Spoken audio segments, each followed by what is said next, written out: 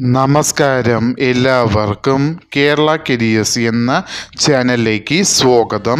നമ്മൾ ഇന്ന് ഈ വീഡിയോയിലൂടെ നോക്കാനായി പോകുന്നത് Kerala public service commission KPSC gazetted date 30/10/2024 publish ചെയ്ത നോട്ടിഫിക്കേഷനിലെ വിളിച്ചിരിക്കുന്ന തസ്തിക എന്ന് പറയുന്നത് ഓവർസിയർ ഗ്രേഡ് 3 അല്ലെങ്കിൽ വർക്ക് സൂപ്രണ്ടൻറ്റ് ഗ്രേഡ് 2. വിളിച്ചിരിക്കുന്നത് കേരള ലാൻഡ് ഡെവലപ്മെൻറ്റ് കോർപ്പറേഷൻ ലിമിറ്റഡിലേക്കാണ് നോട്ടിഫിക്കേഷൻ വിളിച്ചിരിക്കുന്നത്. ഈ നോട്ടിഫിക്കേഷൻ്റെ കൂടുതൽ വിവരങ്ങളാണ് നമ്മൾ ഇന്ന് ഈ വീഡിയോയിലൂടെ നോക്കാനായി പോകുന്നത്. ഈ വീഡിയോ ഇഷ്ടപ്പെട്ടാൽ ലൈക്ക് ചെയ്യാനായി മറക്കരുത്. അതേപോലെ നിങ്ങൾക്ക് ഡെയിലി ജോബ് അപ്ഡേറ്റ് നോട്ടിഫിക്കേഷനായി ലഭിക്കുന്നതിന് വേണ്ടി കേരള കരിയേഴ്സ് എന്ന ചാനൽ സബ്സ്ക്രൈബ് ചെയ്യുക. അതേപോലെ കേരള PSCയുടെ ഡീറ്റെയിൽഡ് സിലബസ് തസ്തിക വൈസായി ലഭിക്കുന്നതിന് വേണ്ടിയും അതേപോലെ previous question paper and currently answer key ലഭിക്കുന്നതിന് വേണ്ടിയും കേരള കരിയേഴ്സ് എന്ന ടെലഗ്രാം ചാനലോ അല്ലെങ്കിൽ കേരള കരിയേഴ്സ് എന്ന വാട്സപ്പ് ചാനലോ സബ്സ്ക്രൈബ് ചെയ്യുക. കേരള കരിയേഴ്സ് എന്ന ടെലഗ്രാം ചാനലുടെയും കേരള കരിയേഴ്സ് എന്ന വാട്സപ്പ് ചാനലുടെയും ലിങ്ക് ഈ വീഡിയോയുടെ ഡിസ്ക്രിപ്ഷൻ ബോക്സിൽ കൊടുത്തിട്ടുണ്ട്. ആവശ്യമുള്ളവർക്ക് അത് ഓപ്പൺ ചെയ്ത് നോക്കാവുന്നതാണ്.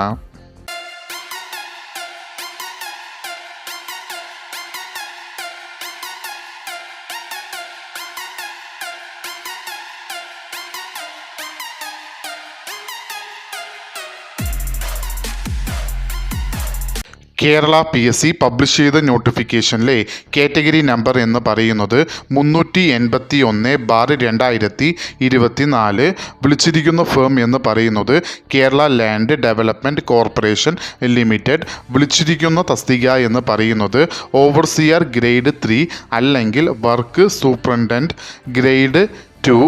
സാലറി സ്കെയിലായി കൊടുത്തിരിക്കുന്നത് 9,940 രൂപ മുതൽ 16,580 രൂപ വരെയാണ് സാലറി സ്കെയിലായി കൊടുത്തിരിക്കുന്നത്.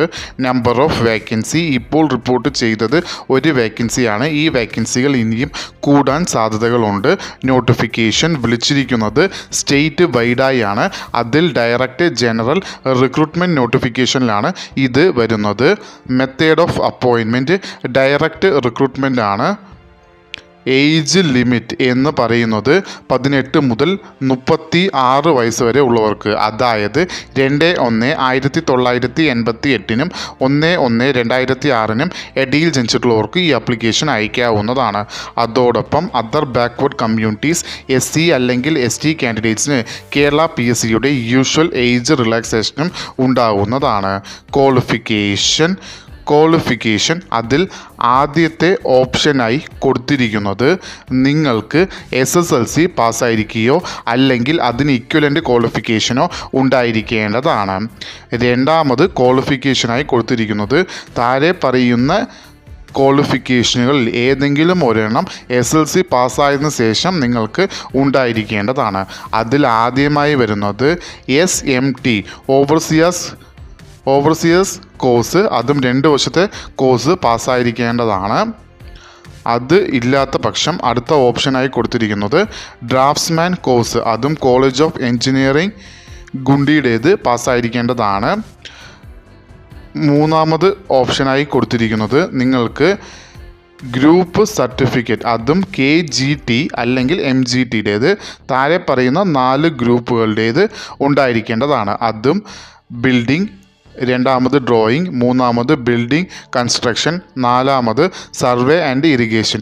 ഈ 4 ഗ്രൂപ്പിൻ്റെ KGT അല്ലെങ്കിൽ MGT group certificate course പാസ്സായിരിക്കേണ്ടതാണ്.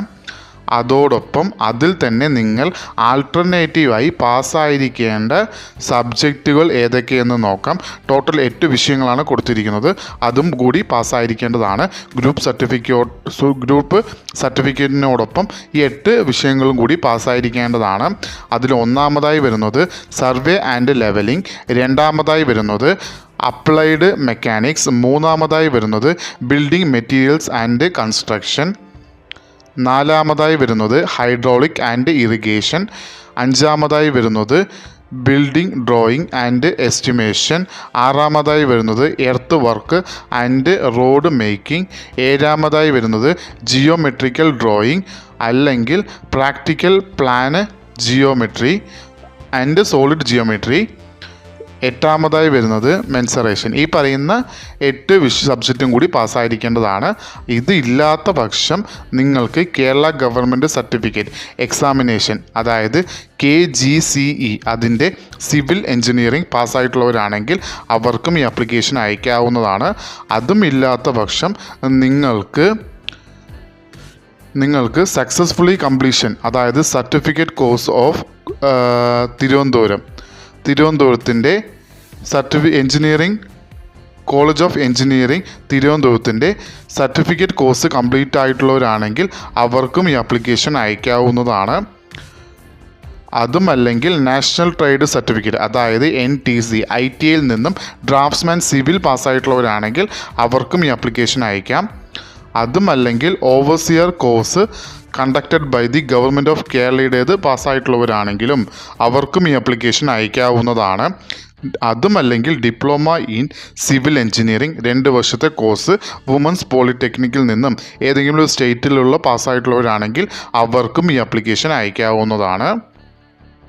Application eligibility male and female candidates 2 പേർക്കും ഈ ആപ്ലിക്കേഷൻ അയക്കാവുന്നതാണ്. അപ്ലിക്കേഷൻ അയക്കേണ്ടത് ഓൺലൈൻ വഴിയാണ്. അപ്ലിക്കേഷൻ അയക്കേണ്ട ലാസ്റ്റ് ഡേറ്റ് എന്ന് പറയുന്നത് 4/12/2024. ഈ നോട്ടിഫിക്കേഷൻ്റെ കൂടുതൽ വിവരങ്ങൾ അറിയുന്നതിനായി നിങ്ങൾ സന്ദർശിക്കേണ്ട വെബ്സൈറ്റ് www.keralapsc.gov.in എന്ന വെബ്സൈറ്റ് സന്ദർശിക്കാവുന്നതാണ്.